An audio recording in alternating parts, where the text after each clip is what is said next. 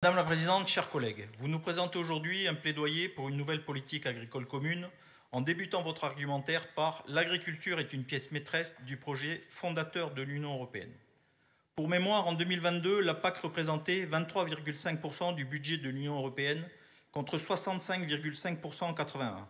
Cette baisse considérable qui s'est faite au profit de la politique de cohésion est en grande partie la responsabilité de vos amis socialistes.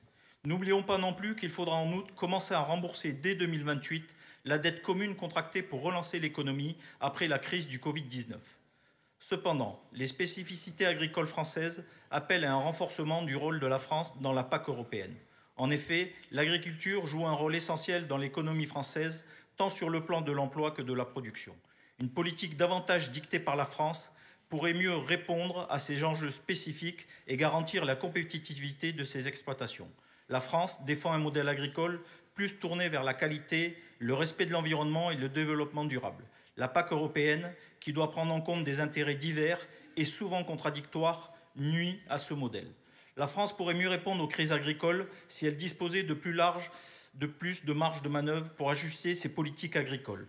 Contrairement à votre politique, une PAC dictée par la France permettrait de réduire les lourdeurs administratives liées à la mise en œuvre de la politique européenne.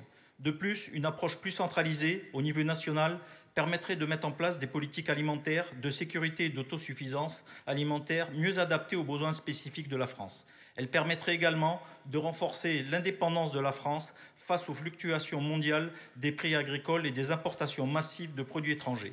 C'est pourquoi nous préconisons de soutenir prioritairement les agriculteurs qui en ont le plus besoin, afin d'empêcher l'abandon des exploitations tout en permettant aux agriculteurs de disposer d'un revenu décent. Concrètement, cela devrait se traduire par un soutien renforcé aux petites exploitations, aux exploitations mixtes, aux jeunes agriculteurs, aux nouveaux entrants et aux agriculteurs installés dans les zones soumises à des contraintes naturelles. La région Occitanie doit chercher à renforcer son influence au sein de cette politique en négociant des ajustements plus favorables à ses spécificités agricoles.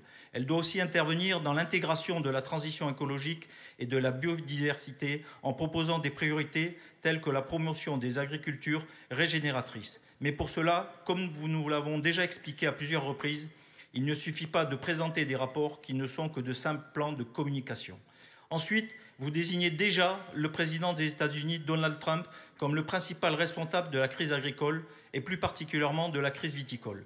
Je tiens à rappeler qu'initialement, ce sont vos amis de l'Europe qui ont provoqué la hausse des taxes aux États-Unis en attribuant des subventions à Airbus jugées illégales par l'Organisation mondiale du commerce. Madame la Présidente, à nous de reprendre en main notre destin. Personne ne le fera pour nous. Ce rapport aborde timidement les accords de libre-échange, alors que vous en êtes entièrement responsable avec vos positions de vote. Vous avez ainsi fragilisé les exploitations agricoles locales qui ont du mal à survivre dans un tel contexte, où elles se trouvent en concurrence avec de grandes exploitations à l'échelle mondiale. De plus, le libre-échange peut entraîner une pression à la baisse sur les salaires, en particulier dans les secteurs exposés à la concurrence internationale. Cela peut conduire à des conditions de travail moins favorables pour les employés locaux, voire à une réduction des protections sociales. Ce rapport met aussi l'accent sur l'agriculture biologique, qui présente des avantages évidents, notamment en matière de préservation de la biodiversité et de réduction de l'usage des produits chimiques. Mais là aussi, nous pointons du doigt votre incohérence, car nous n'oublions pas votre rétropédalage sur les aides à la conversion et au maintien, ainsi que la baisse rétroactive que nous avez engagée lors de la commission permanente du 14 avril 2016, en actant le plafonnement des aides de 2015 et en fixant un nouveau montant plus bas pour les aides de 2016. Vous parlez de mener des démarches de concertation avec les professionnels du monde agricole sur leurs attentes vis-à-vis de la politique agricole commune. Nous espérons et veillerons à ce que les acteurs et syndicats fassent partie de ces échanges. Je salue d'ailleurs la magnifique victoire de la coordination rurale qui a déjà bouleversé les petites habitudes des uns et des autres, mais qui saura bâtir un avenir ambitieux et durable pour notre agriculture.